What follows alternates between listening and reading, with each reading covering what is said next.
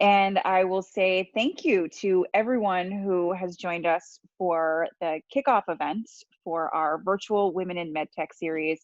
I, for one, am incredibly excited to have all of you joining us. I was telling the group earlier, we had over 150 women register for this. It's such a great opportunity. And one of the reasons we wanted to do something like this was I miss all of you. I am definitely an extroverted person who is having some serious withdrawal from people. And I always enjoy our Women in MedTech meetings so much. It's one of the reasons I joined MassMedic just a few months ago, was because I just felt so strongly that the community in Massachusetts was an incredible one to be a part of. And I wanted to contribute to that in a meaningful way.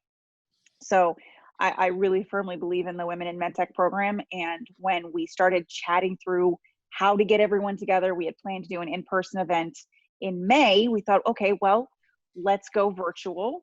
Let's make it a series and let's try to do something really positive with the series. So we brainstormed with a smaller group of our board members, some topics that would be of interest and that might be really helpful for what we're all going through right now. Let's keep it real. It's kind of a tough situation we're all dealing with, and some tougher than others. And we can only begin to scratch the surface of understanding and having empathy for one another right now. So we thought, let's put together a series of 4 events that will hopefully feed back into the community a really positive understanding and experience, and share some war stories and survival tales of all different kinds about kind of just how we come together and how we get through tough situations with a really positive outlook, hopefully. So tonight is our first event of 4. If you haven't registered for the other 3, we'll be doing them in succession, 1 a week for the next 3 weeks. We do have some really excellent topics and speakers coming up after this. So if you have questions, it's all on our website, massmedic.com. You can email me at rachel@massmedic.com. And then I would like to say thank you to our sponsors. We could not do any of our events without a group of sponsors who are just incredibly supportive and give us so much encouragement for what we do. And the Women in MedTech series is sponsored by Zymedica, Sunrise Labs, and the Mullings Group. We couldn't, like I said, do it without them. So just want to say a big shout out and a big thank you to them. I'm going to turn this over to Brian Johnson for one quick word. Great. Thank you, Rachel. And just fabulous job. I want to thank Marie O'Malley, our steadfast chair, our board chair here at MassMedic, for all of her leadership and support on this program. And I also want to thank the Holly Scott from Mullings Group and Amy Siegel and all the other folks, Meg Eckenrode, all the other great folks in our sort of our angels in our community that are helping us do this. I was just reading a report that said the work-life balance has been shattered. Bloomberg put out a story about it. Employers are getting almost 3 hours more productivity out of their workers per week, which goes to show you that we are in a new reality, that the professional world is bleeding into our home life. We need to learn new ways to deal with the stress and anxiety that is surrounding us in a period of great uncertainty. It brings up a whole bunch of things. And, I can't help but think every day as I go through this swirl of emotions and my family goes through. I have 2 children at home not going to school. My wife is running a business and trying to help keep these kids educated, and we're all just kind of at our wits' end. And I also realize we're the lucky ones.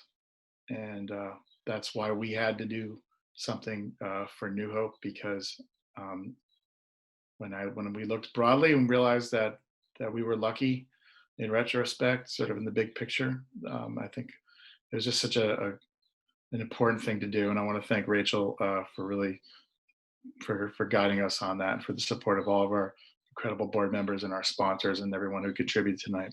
So I'm going to shut up and hand them the microphone back. But thank you all for coming.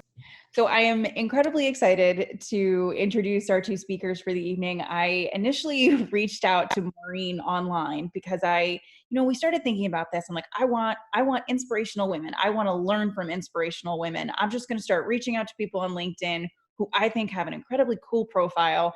And I'm going to ask them if they'd be willing to share their story with me. And Maureen was one of the first people I actually reached out to because I saw her profile and I thought, well, okay, I love talking to people who work with money. I think venture capital, angel investing is one of the more interesting things for me personally to learn about because I know very little.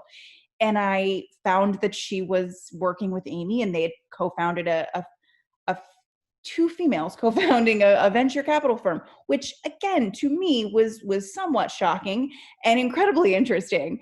So I reached out and as I learned a little bit more about Amy and Maureen and chatted with them, I thought they would be such a great opportunity to share with you a little bit about what they've been doing, their story, and hopefully inspire a conversation around what it's like to take a chance, what it's like to bet on yourself and to say this is what I want to do, and there's going to be challenges. It's not going to be easy. It's not always going to be fun, and sometimes it doesn't work. Sometimes you're going to fall down and there's going to be an opportunity to pick yourself up and do it all over again.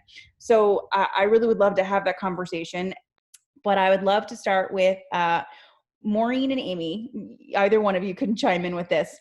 What was the foundation for Good Growth Capital? Tell everyone a little bit about yourselves and what inspired you to do this. Sure, I'll start. So Amy and I met 20 plus years ago. After I finished my MBA and PhD at MIT, I went to Bain & Company and I was asked to recruit her to Bain & Company because she was also MIT MBA and doing her PhD. So there wasn't a lot of us. We realized that we both much prefer working for startups and with startups than working with the big Fortune 500s. So we said, someday we'll start that company. And one day I got a call from Amy. She said, as she went back and tried to get research for her PhD in technology transfer, why do some technologies languish in the labs and why do some things make successful exits? She started working with companies. And she said, I got a call, hey, Maureen, I think I started that company we talked about. So that was Ignition Ventures. And what we did for 10, 15 years was we worked with technical founders and we co-founded the companies. So Amy would be their acting CEO and I would be the acting COO. I would work on strategy. I used my background at Bain & Company. And so that was Ignition Ventures. We took some time off to have children. I wouldn't say time off. I would say we slowed down our career for a while. And people asked us before we did that, why don't you raise a fund?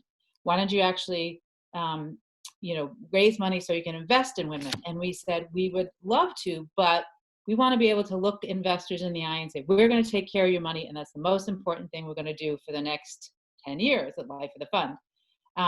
So when luckily we both had our children at the same time. And when they were all in school, unfortunately they're not now, they were homeschooled, right? But when they were all in school, we got back together and said, is this the time? And this is the time. And we started Good Growth Capital. So we're investing in tech companies, early stage, seed, Series A. We have health tech as 40% of our portfolio, green tech and advanced materials is about 30%, and a lot of data sciences is overlap. Can I just add a little to what Maureen? I love that. I think I just founded a company. Like that's kind of hilarious. Like I think I just started that company. That might be my new favorite line. I think I just started that company we talked about. No big deal. It's fine. Well, I'll just add a little bit of color to what Maureen was saying. I think if you look at us, we're a classic CEO, COO pair, and we're stronger together, and we know that. What's most unusual about us in that, because that's something that people see in business on a pretty regular basis, is women CEO, COO pair, especially starting in the early 2000s, right? So, we would joke, and a journalist would call and say, do you want to be on the cover of this magazine? And I would call Helen Greiner from My Robot and say, Helen, you doing any PR? One of us has to do this thing, right? So it was very unusual. I think, now when we were starting the fund, we fully support the funds that primarily invest in women entrepreneurs or invest only in women entrepreneurs. But for Maureen and I, we felt like we wanted to show that we had moved past that, that we could just say we are going to invest for the highest possible return. Now, that being said, we are majority women-owned fund. There's a third woman partner. A lot of our venture partners and advisors are women. 48% of the women in our first fund, or of the CEO founders, are women. They're not given any preference or priority. It's just that I think we listen to them in a different way. They feel comfortable talking to us. When I was a CEO, it was if you asked venture capitalists and academic researchers to describe a bankable CEO, and probably some of you still have this issue, they would describe all the tenets of an alpha male. So I think, we feel like it's an advantage to be able to see past that alpha male stereotype in the people who are really starting companies that create a huge amount of value. And by the way, that fund with the 48% women CEOs has over 40% net IRR. That's huge for a fund, right? That's a top performing fund, and the women are leading it. So that is really impressive. So this is just a question. Can you identify what you think some of those traits are that make women really great to work with and start venture opportunities, right? If we were giving women tips and saying, hey, these are the strengths that we've seen, make sure that you're playing to your strengths, but these are some of the things that we've seen that work really well. Any thoughts on that? I'll give a start on that one. The saying, Ginger Roberts did everything that Fred Astaire did, but backwards and in heels. It's so true. Like, by the time a woman goes out for funding, she is so sure of her business. It is, it's really rock solid, I would say. I would encourage people to jump in earlier. Don't wait to be perfect, because, perfection, what is it saying? Perfection is the enemy of good enough. So go earlier, and look for advisors. You've built a career, you have your knowledge, you've built people around you who can help you, and use them to network and to advance your career. So don't wait to be perfect, but usually good. I mean, I would say one of the things that we often see with women entrepreneurs is they're afraid to ask for enough money. So they'll start off with a smaller plan in what they're doing. That happened with a team that Maureen was mentoring, and they were thinking to just go, it happens all the time. They were thinking to just look at one therapeutic target because they didn't think they could raise the money. You could raise the money, right? Once you have a good investment, you can raise the money. I mean, the other thing I think is that when I first was running a venture-backed company, and raising money for that, I can remember people saying, we had a really strong board. We had some famous men on the board. And somebody said to me, good for you, Amy, you're swinging your bat with the big boys. And then a friend challenged me on that. Was that what I really wanted to do? That's, you're hearing me, that's not my style at all. So I think to think about, and it could be yours, right? You could be a woman whose style is very alpha male, but to find an authentic leadership style that works for you. And I think there are also some negotiation stances that work better for women than they do for men. One of them is, for example, we were doing a next to impossible licensing negotiation. Nobody had licensed anything from this place in 10 years. And the licensing officer would honestly be kind of personally insulting. So the male who was my partner in that negotiations, at some point I've just got to put him up against the wall by the neck. And as a woman, you can take a kind of mothering stance or a professorial stance and basically say, you're acting out. this clearly is upsetting to you. So how can we move past this? I see a lot of the women are laughing, right? Because it does work. So I think, there's a lot of literature and negotiation analysis about how to play to those strengths that are traditionally feminine. I appreciate that you said that. I think what resonates to me too, especially what you just said, is the playing to your strengths and the being authentic, right? I think we, as someone who's seen a lot of startups and a lot of pitches and just talked to a lot of people, as you get to know them a little bit better, you get to see the authenticity that sometimes people don't feel like is a strength in a presentation or in a pitch or in a venture competition.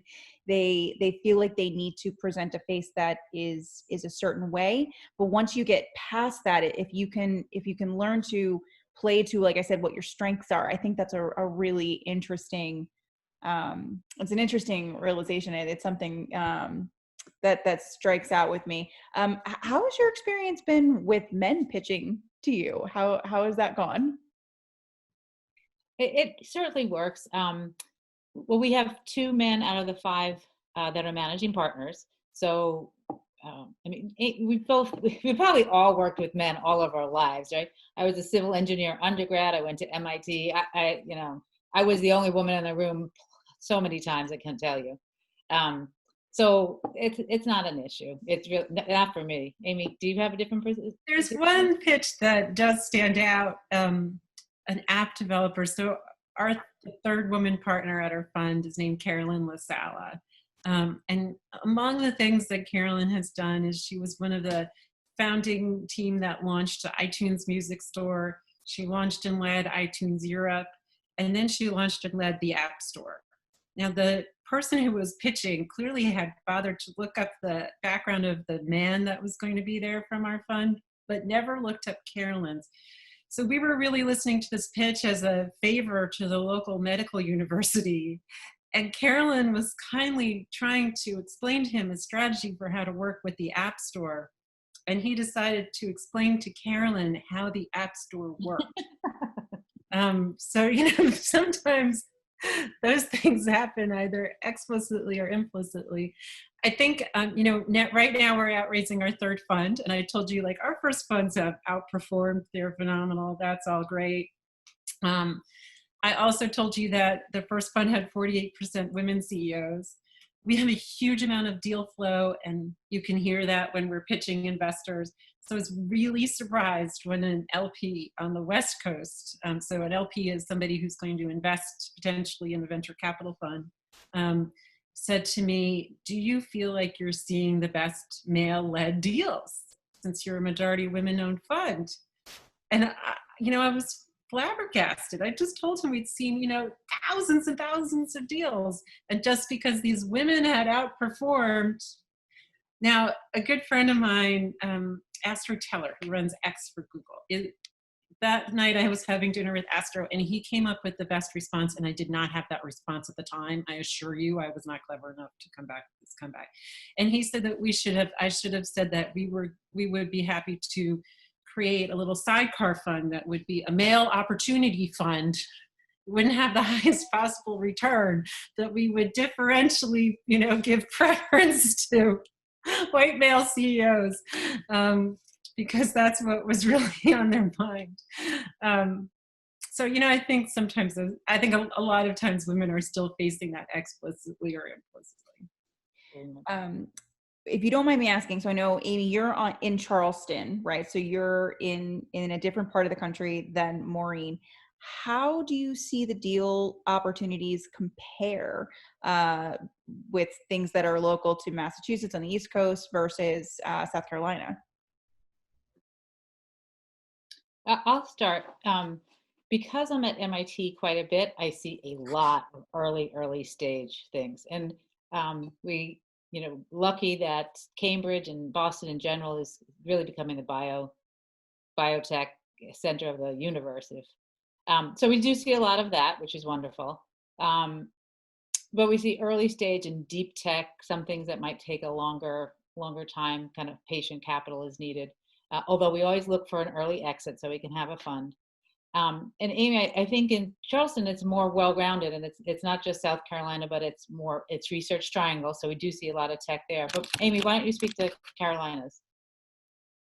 Yeah, I think, and actually Kathy Fleeter is on the phone here, or on the video I see, also here from here in South Carolina, a real expert in med devices and commercialization.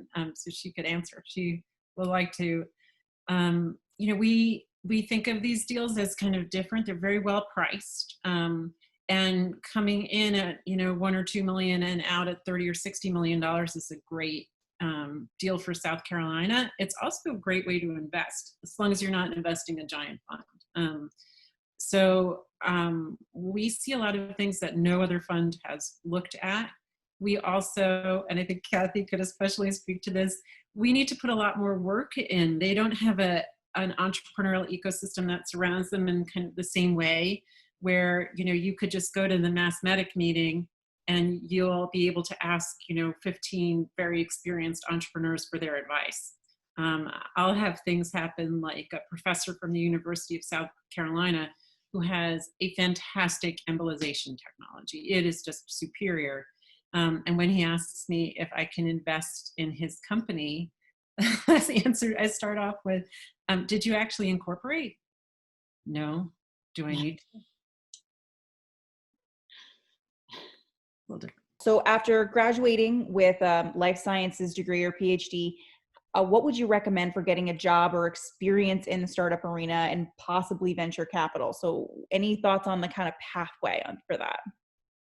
I'll start there. I see a lot of folks going to the general consulting firms, so the McKinsey, the Bain and Company, the BCGs, whichever, and then back to business school, unfortunately, and then pivoting. And someone with a deep medical health tech background, they can often be hired as a specialist in a VC fund.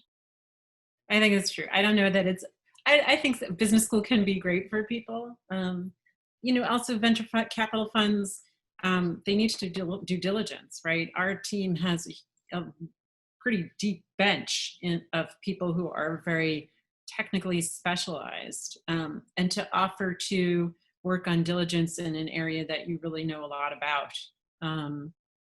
As an intern, we at Ignition Ventures, we had a lot of interns. We take many fewer for the fund, but I think that's a good way to go.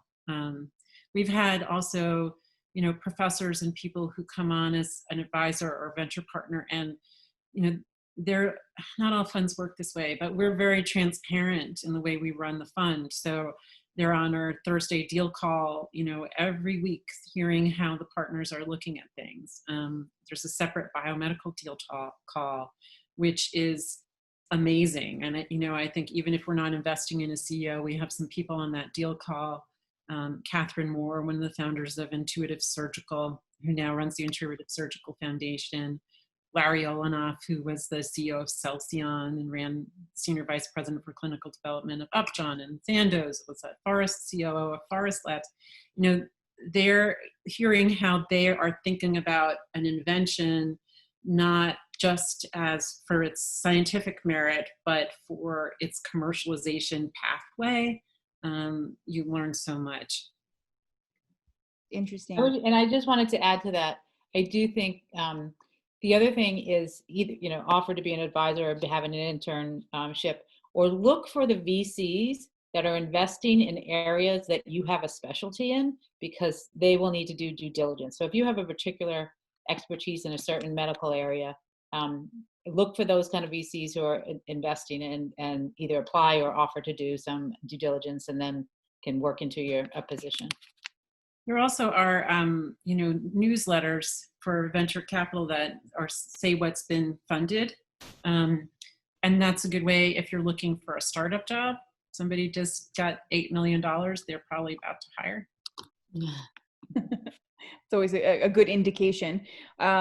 Any thoughts on, the current climate of investment, right? There's a lot of craziness and a lot of upending of ventures right now. So any thoughts or any opportunities that you've seen from a technology standpoint that you think would be good to get into, other than, you know, some of the current stuff? Boy, am I glad I'm not investing in brands. I'll tell you, luxury goods, not the moment. But you know, we're talking for, you know, mass medic. I think people really do think we're seeing that the LPs are thinking, oh wait, health tech, that's actually really useful. So you know, I think one investment criteria we've had always in these funds, because we're old and we remember 2001 and 2008, is that the companies that we're investing in need to be able to exit well no matter what market they mature in. It actually does bound the kinds of companies that we invest in to a certain extent, because they need to exit within 4 to 7 years, and they need to be able to successfully exit without it being an IPO, which, if you think about that, that creates a kind of a ceiling on the allowable costs for development. And yet we invest in transformative science. So, you know, I think that we feel like we need to be very proactive in reaching out to our companies. I think if I were either a CEO at a startup right now or working at a startup, I would want to understand the runway of the financial runway, how much money your company really has and how long it can last. And then also the financial runway of the backers, right? In 2001, in 2008, there were a lot of great companies that went under. The company itself was sound, but the leading financial people went under. SoftBank was, you know, SoftBank going under at one point, you know, killed a lot of companies. And we see that with our co-investors. I know I kind of laughed about luxury brands, but you know, if we've got a co-investor that is going to have a lot of stuff like that on their books, they're not going to be able to raise money, or they might feel like they need to, you know, prop up those kinds of companies for a while. The good news, and I'll just add there, the good news is that if you look back at 2008, it is the early stage companies that did the best, and it is the health tech companies that did the best. So early stage companies are more nimble. You can pivot. You typically don't depend on big supply chains. Typically, you can work from home unless it's, you know, sometimes there's lab work. But actually, one of our companies that's doing lab work, they were able to buy some of the equipment and do the work out of the garage. So you see more, the companies are far more nimble in the early stage. And then, you know, the health tech, we really believe it's not going to slow down. And it's not just health tech, but the other reason we invest in the green tech is because we believe that keeping the environment clean will make for fewer diseases, right? I mean, we'll all be healthier if the environment's healthier. So kind of the two go hand in hand there.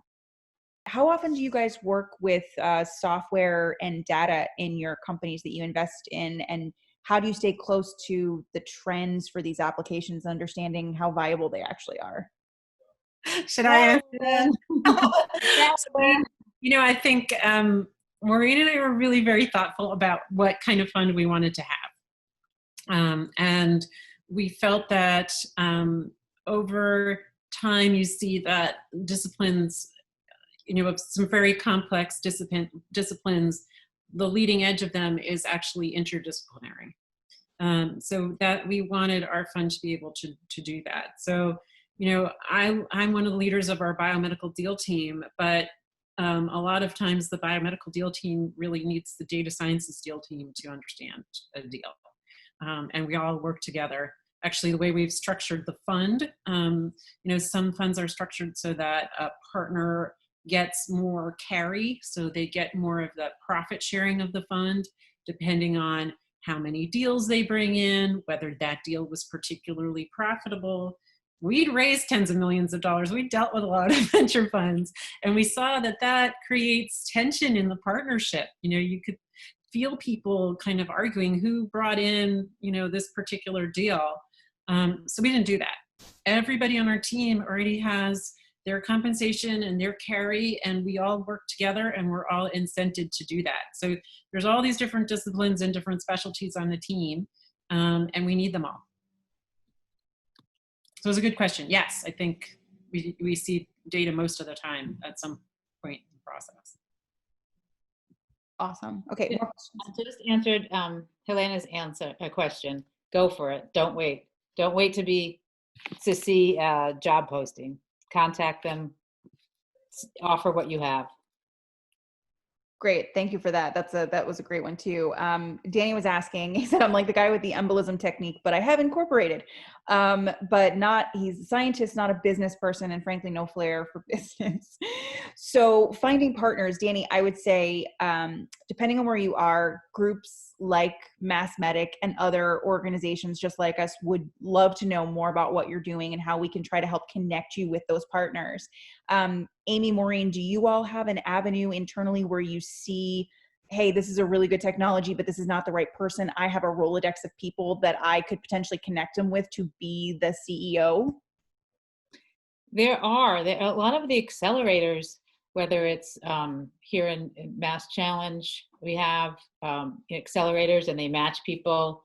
And you're located in Massachusetts, Danny? Well, I would encourage you to reach out to some of the tech accelerators. There's so many people with business experience that would love to find great technologies to work on. And they have worked on them before, but they're not the technical person. So yes, you can certainly, yeah. So Mass Challenge is a great place. They actually have the medical one. There's Bostino. There's, look into the different accelerators and startup support systems, because there's so many, especially here in the Boston area. And we will look at those kinds of companies, but that's not so typical for a venture capital fund. If you're going to look for venture capital, and there's lots of ways to fund a company, by the way, without taking venture capital, you want to look for a venture capital fund that says they'll invest pre-seed, which is few and far between. Yeah.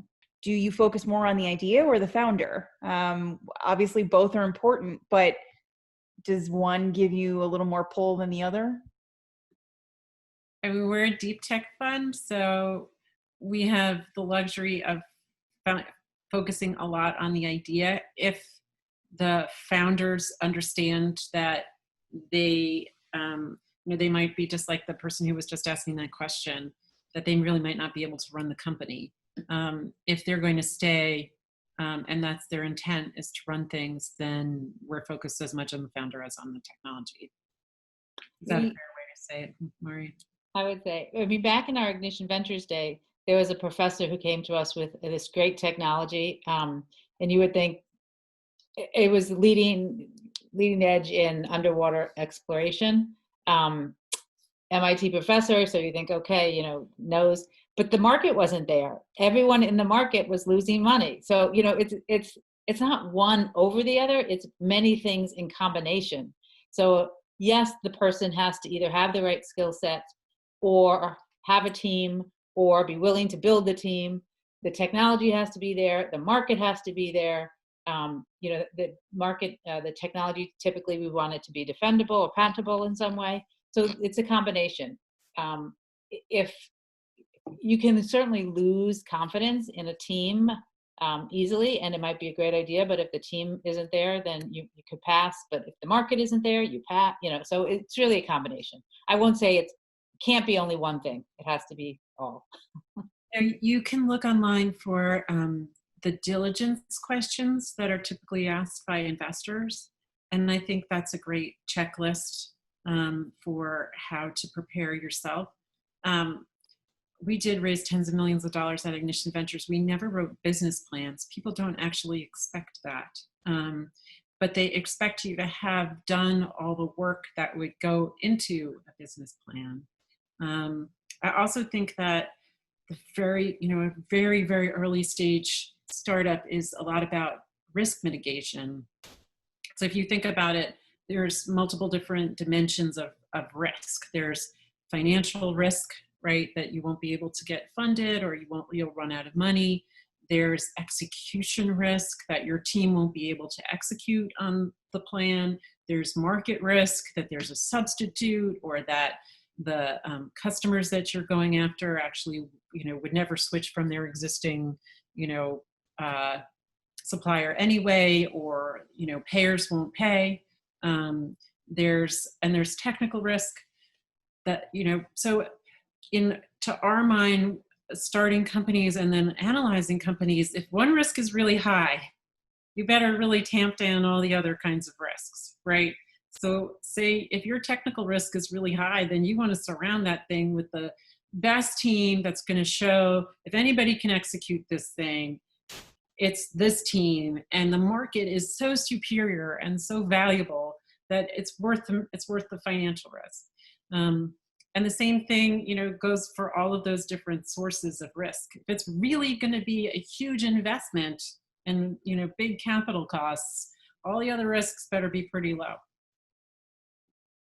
Great. That's a great answer. And I think you're absolutely right. And it's such a spot on thing, right? When it comes to anything, risk mitigation is key. It's how do you make it as appealing as possible? And you don't want to have multiple bombs that may go off. One bomb is enough to make people say no. So if you can de-risk everything else, then that's a bonus. What was your biggest challenge the first time you all raised a fund for Good Growth Capital? I think the biggest challenge is that it was a first-time fund, and everybody says they're not interested in a first-time fund. And then women, right? And then women, that's exactly right. And you got a comment once, well, I don't take financial advice from a woman. you know? I mean, I was the person who said it out loud, and I was thinking, like, okay, we've started billions of dollars worth of businesses. We've got this great track record, and this is still based on my gender. Then it's just not happening. So how did you all overcome those challenges? Because we're good. Actually, I want to tell this story because it's about a woman founder in MedTech, Skyhawk Therapeutics. I met her at one of these luncheons. And she had worked at the SMA Foundation.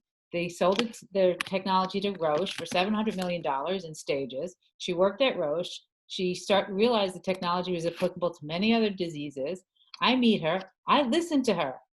She's, if you look up Skyhawk Therapeutics, she's the CTO. She was the CEO at the time, but the CSO, I guess she is. Very attractive, blonde, 30-year-old. People weren't listening to her. We listened to her. And the company now has $17 billion worth of contracts in 2 years. So you listen, you listen to the people who are worth listening to. And you try not to I think as women, we have, we've been the underdog enough so that maybe we listen a little bit more. And I'm proud of that. Yeah, I mean, I think that then what happened is that we had a 343% IRR. So then people had to listen to us. I think you can hear in listening to Maureen, I'm lucky I have the best partner in the world. And it's easier to do this together because you get a lot. She's the smartest person in any room. There might be other people who are equally smart, maybe, in some technical way. So, I have the confidence in me that if they've just said no to Maureen, well, she was still the smartest person in the room. And it is, so if you could find good partners, I think that's a big part of the battle because, we pitch all the time, right? Like now we're raising a bigger fund. It's a $100 million fund with a $150 million cap. That's still not such a big fund, but, we'll do 3 pitches a day to big institutional investors. And at the end of the day, I'm looking at saying to Maureen, did we say that to that fund? Did we? Because you can't even remember. And when you're starting a company, it's the same way, right? I think things have gotten a little better. When we were starting companies, we didn't always take venture capital, but when we did, I certainly pitched more than 1,000 times, maybe more than 2,000 times, but definitely more than 1,000 times. And I never once pitched a woman partner. So it's better than now that, it's still pathetic, but it's better than it was. So find a good partner, find someone, someone who can prop you up and support you and be there for you. And we don't have the same skill sets. We really, I think if funders start to be very good at, basically hiring people. Board members often are good at this too. And so somebody who's pretty sophisticated about analyzing the strengths and weaknesses of a person are likely to see that if you put the two of these people together, Maureen and Amy, then you've got, wow, that's a pretty strong skill set. They're balancing each other. So you don't want a partner that's just like you. You want somebody who creates more depth to your offering. Do you ever invest outside your typical verticals, and what kind of pushes you to do that, if you do? We like to invest in areas where we can add value.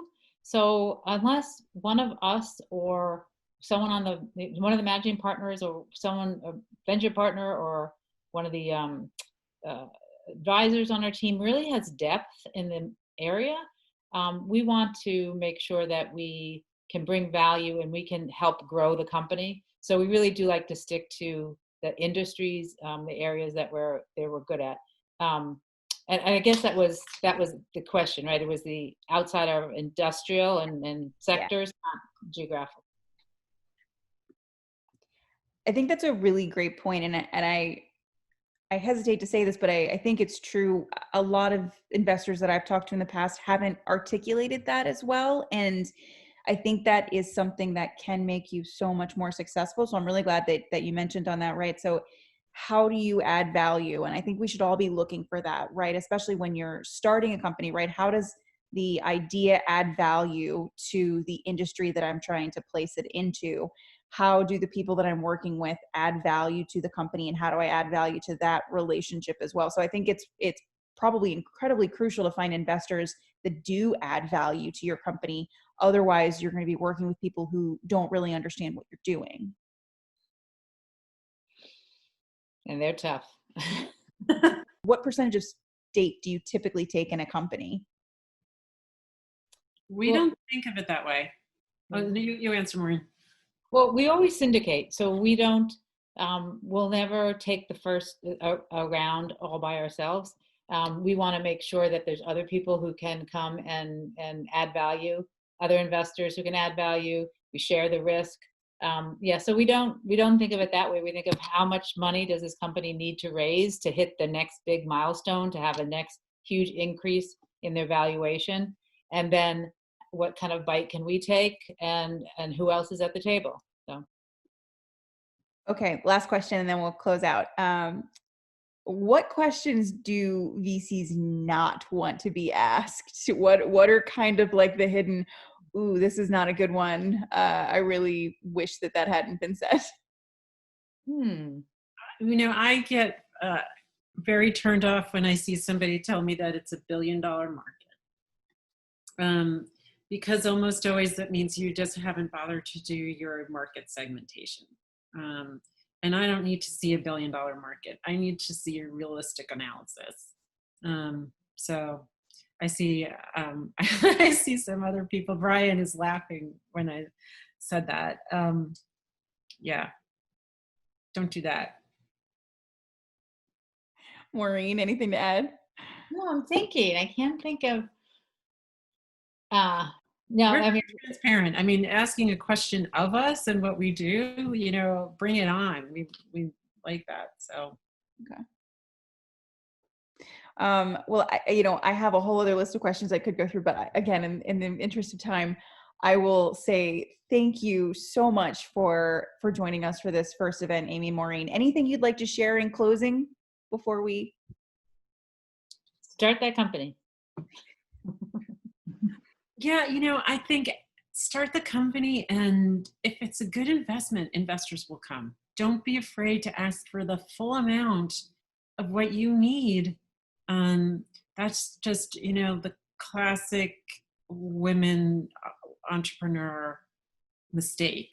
And I think that people really try to mentor people. I think assume goodwill, but guard against ill intent. So, the other thing I would say to that with scientific entrepreneurs, and Maureen and I both, we know that she jokes that I think every person is wonderful and every technology is terrible when we first meet them. And she does the opposite. But the critical thing there is that we have seen scientists, what happens is they end up drawn in by the slickest CEO type, the worst one, because they're the one that's willing to be the sort of the most dishonest, frankly. So in hiring, it usually takes one to know one. And I think, there are plenty of people, especially if you're in Massachusetts, that you can reach out to and say, I'm trying to start this company. Can you help me interview this person? Because that's not my experience skill set. And that can really make a big difference. You will get a lot of no's, and don't let that get you down. Yes. Do not let it get down. Like Amy said, she probably pitched probably three different companies. That there's probably 1,000 of those pitches. Yes, you will have to keep going. People won't love you the first time. They'll have to meet you over and over again. Sometimes it's a great company, but not a great match. Don't take it personally. Just keep going. We were in California. She's right. I mean, we started a company called Ember Corporation. The technical co-founder, Rob Poor, and I were in California, and Rob started saying the pitch backwards because he could, because we'd done it so much. But the company was funded, right? Polaris was the lead and all went forward, but just gotta keep pushing. Thank you both so much. Everyone, I really hope that you got as much out of this as we did. And if you have any other questions, please don't hesitate to reach out to us. And we'd love to help connect you with anyone that could be helpful for you. So Amy, Maureen, thank you. Your ladies are awesome. This was, I have so many thoughts and questions that I could spend hours on. So thank you for inspiring a lot of great conversation. Thank you, everyone, and good luck with your startups. Thank you. We want to hear all about them.